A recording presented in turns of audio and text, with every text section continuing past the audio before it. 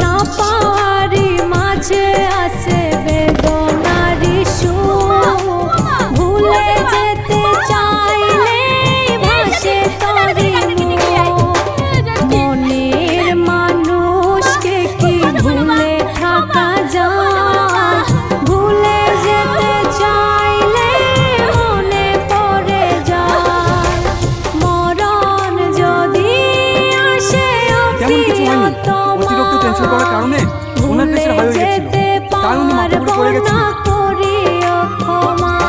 ওষুধগুলো time time খাইয়ে দেবেন, তাহলেই উনি সুস্থ হয়ে যাবেন।